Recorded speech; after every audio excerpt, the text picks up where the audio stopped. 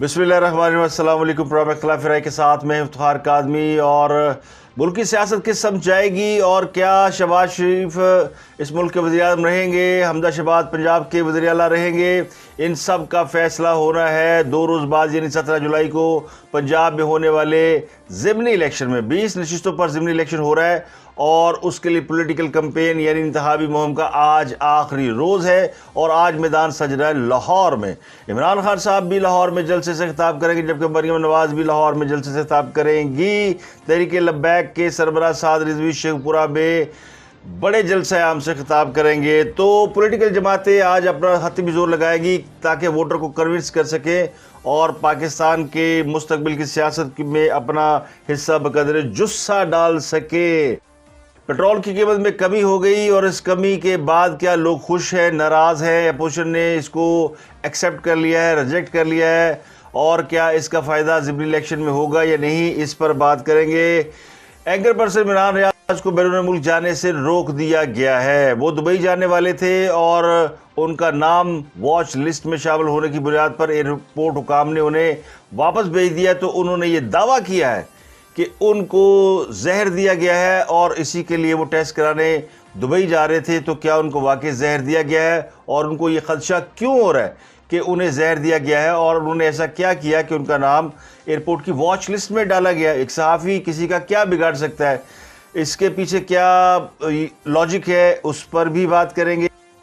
फवाद चौधरी और शेर रशीद दोनों रो पड़े हैं, आलमोस्ट रो पड़े हैं। फवाद चौधरी का नाम कल आया था सुप्रीम कोर्ट के फैसले के अंदर, जिसमें सुप्रीम कोर्ट ने उन पर गद्दारी का मुकदमा चलाने के लिए कहा था। तो उसके बाद से वो कभी धमकियां देते हैं, कभी वो सोगवार कैफियत में यानी मायूसी का शिकार है। क्यों ऐसा है?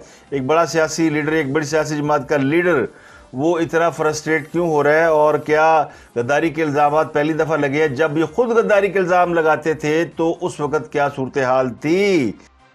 आज काबीना का बड़ा अहम इजलास है और उस इजलास में इस बात का फैसला होना है कि क्या सदर मुमलिकत आरिफ अलवी, साबिक़ वज़ीर इमरान खान, फवाद चौधरी और कासिम सूरी के ख़िलाफ़ आइन के आर्टिकल 6 के तहत कार्रवाई शुरू की जाए या नहीं।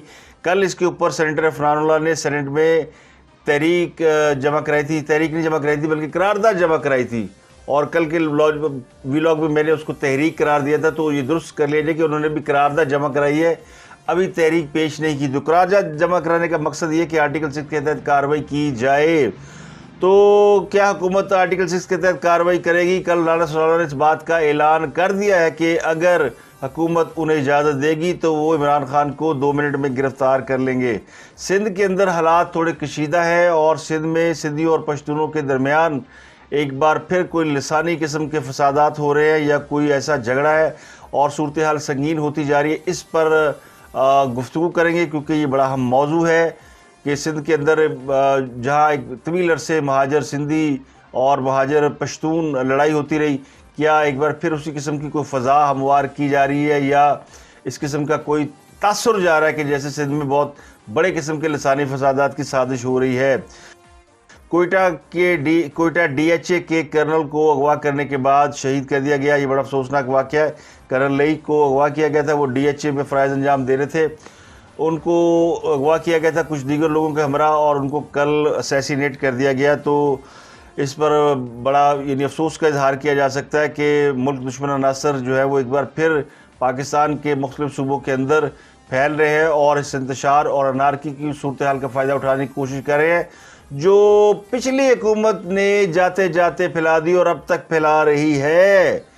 ये जो हम जिस खदशे का इज़हार कर रहे थे कि हादसा हालात को सर ले जा रहे हैं, उनकी कोशिश है कि मुल्क के अंदर लोग लड़ पड़े, तो अब लगता है कि उनकी कोशिशें किसी हद तक बराबर साबित हो रही है।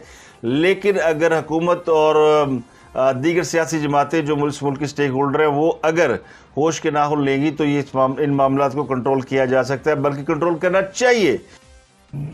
सबसे पहले बात करते हैं पेट्रोल के हवाले से। पेट्रोल की कीमत 18.5 रुपये फ़ी लीटर कम कर दी गई है और नई कीमत 230 रुपये 24 पैसे है।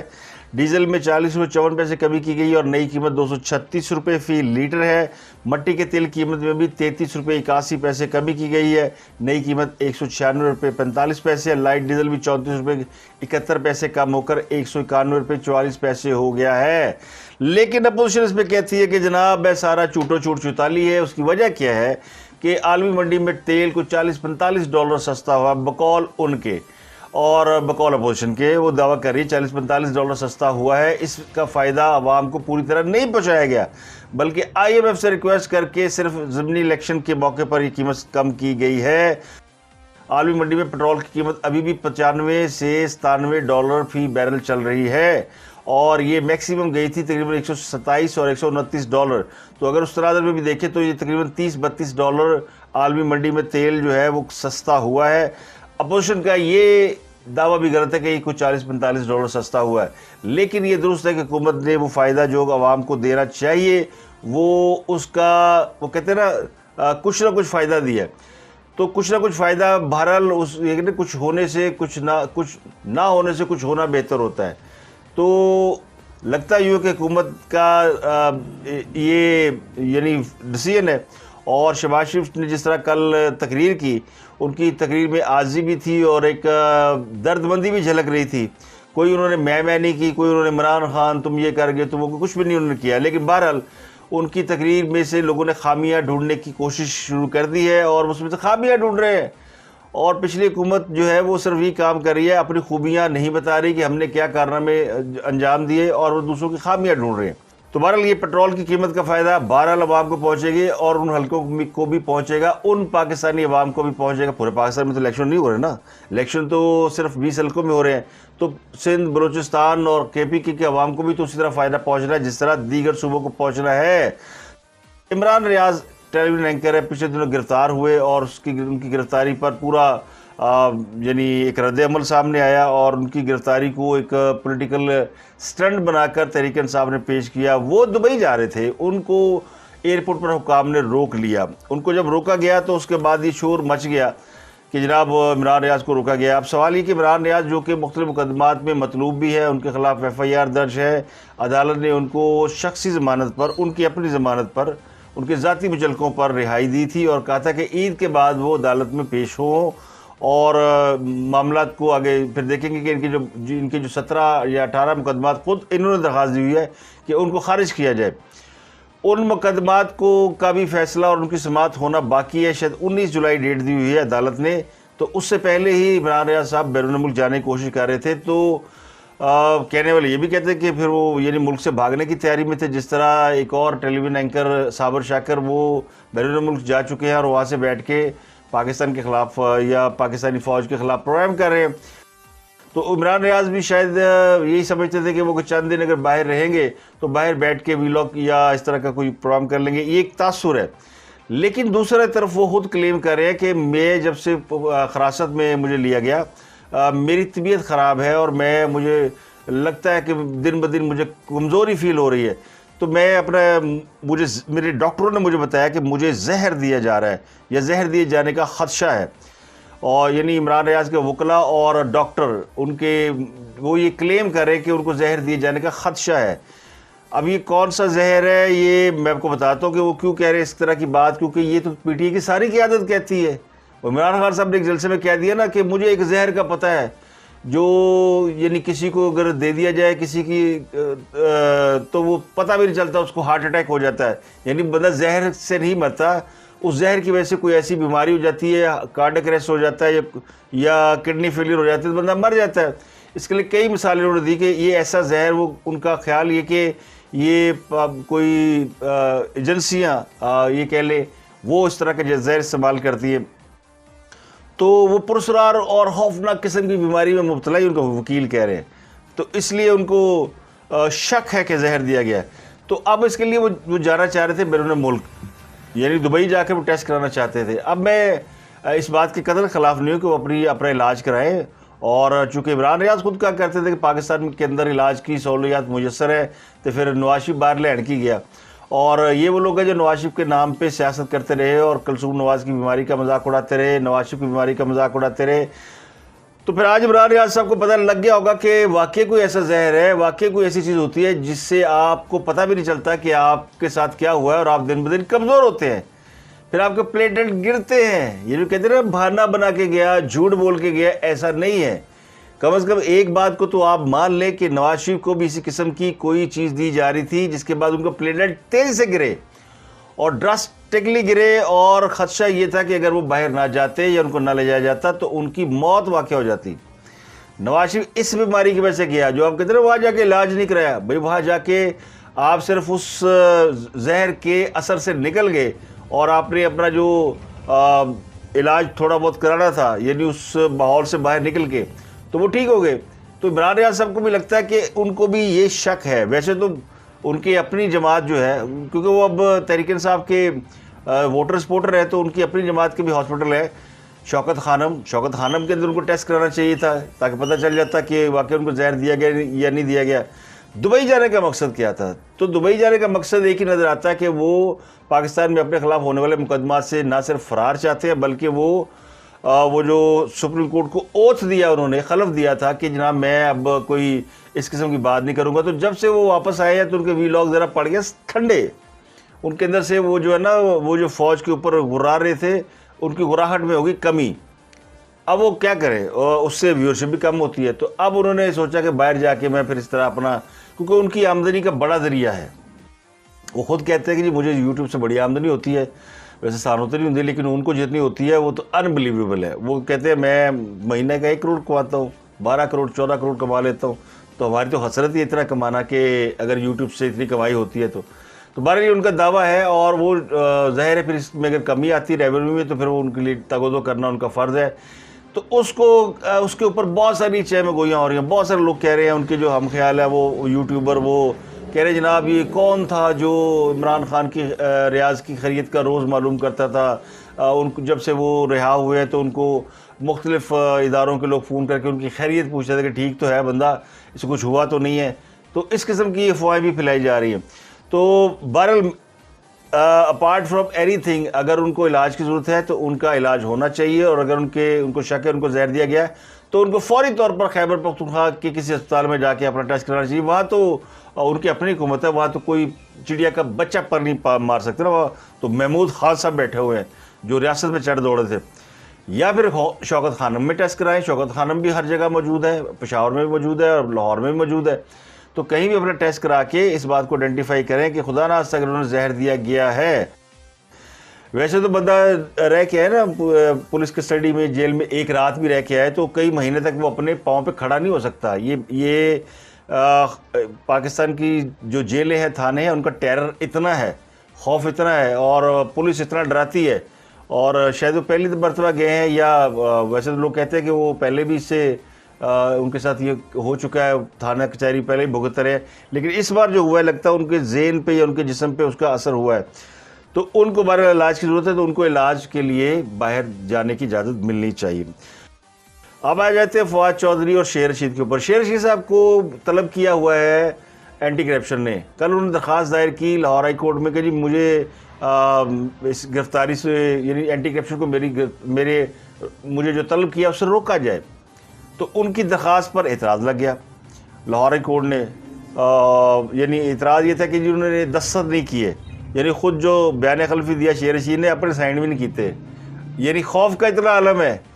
وہ کہتے ہیں کام پہ ٹانگ گئی, تو شیر رشید کی کام پہ فل ٹانگ رہی ہے. آج سویرے پہنچ گیا لاہور ہائی کورٹ, اور میری جناب ضمانت, وہ جی اینٹی کرپشن نے مجھے بلایا ہوا ہے. تو جسٹس فاروق قادری نے کہا ابھی سنتے ہیں, ابھی آپ کا کرتے ہیں اس کے اوپر آگے دیکھتے ہیں کہ کیا معاملہ ہے, قابل سماعت ہے کہ نہیں درخواست دے گی. نہیں جناب آج ہی سنیں, مجھے بلایا ہوا اینٹی کرپشن نے. حضور میں تو پھر مارے گیا نا.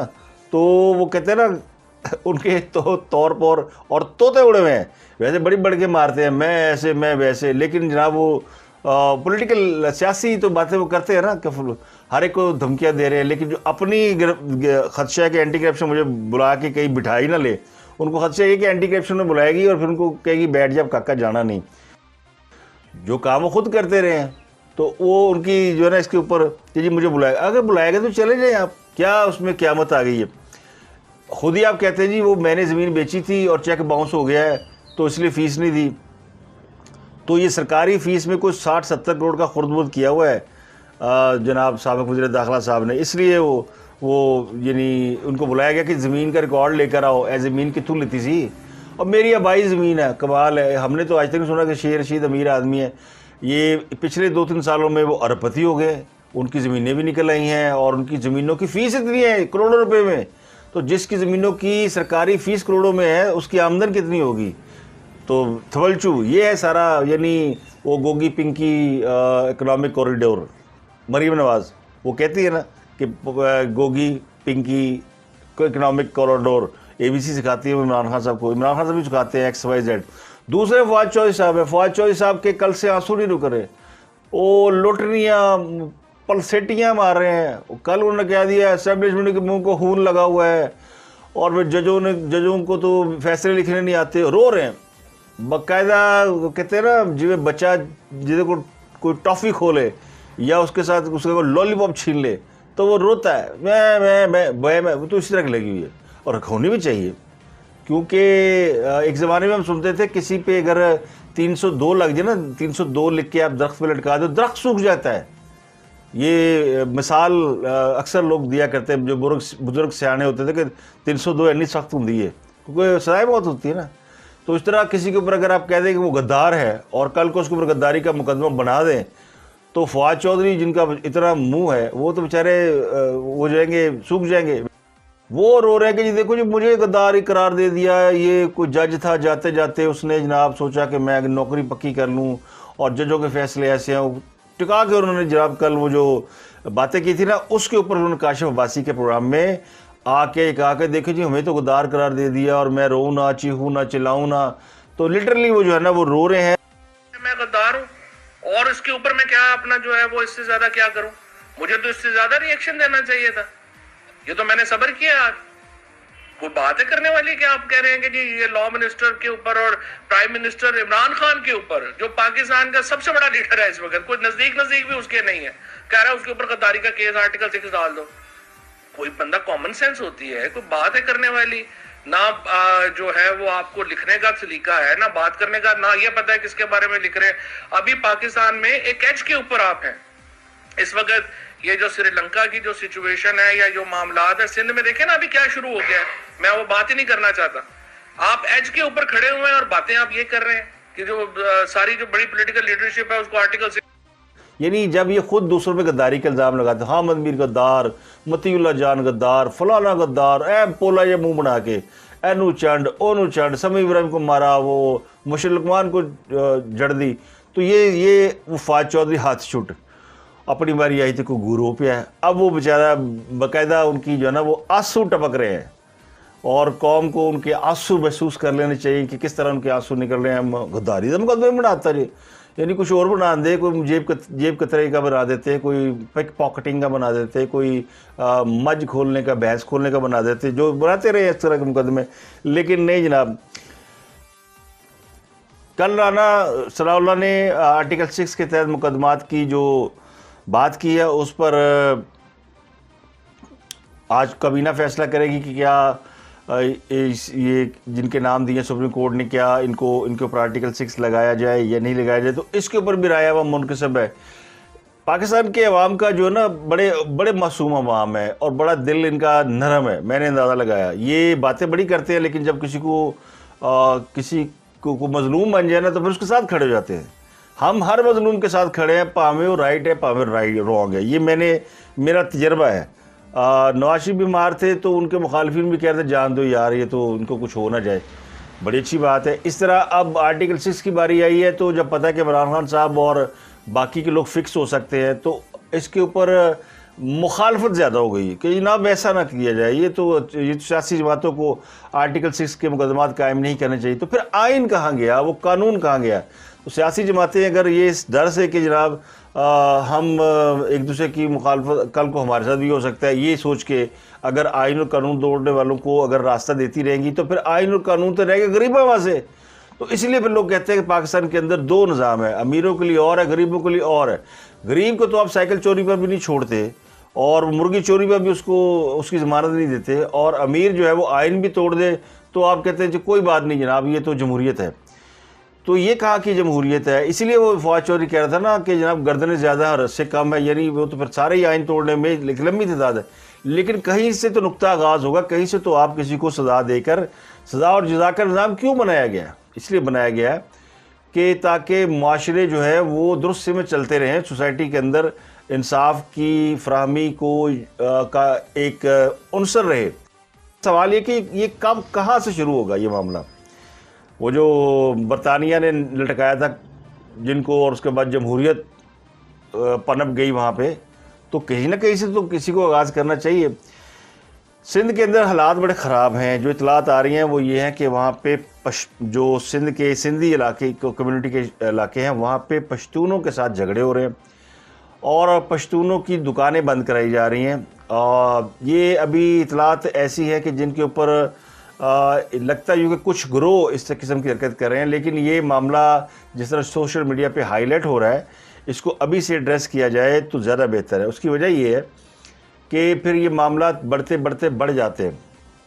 اگر یاد ہو تو کراچی کے اندر ایک بچی کا ایکسیڈنٹ ہوا تھا، اور وہ پٹھان ڈرائیور تھا اور مہاجروں کی بچی تھی، اور اس کے بعد پھر وہاں پہ جو لسانی فسادات ہوئے وہ تاریخ کا ایک حصہ ہے، جس کے بعد کراچی روشنیوں کا شہر اندھیروں کا شہر بن گیا، دہشت گردی کا مرکز منبع بن گیا، اور ایک بڑے طویل عرصے کے بعد کراچی کے لوگوں نے خود کو ان حالات سے نکالا ہے۔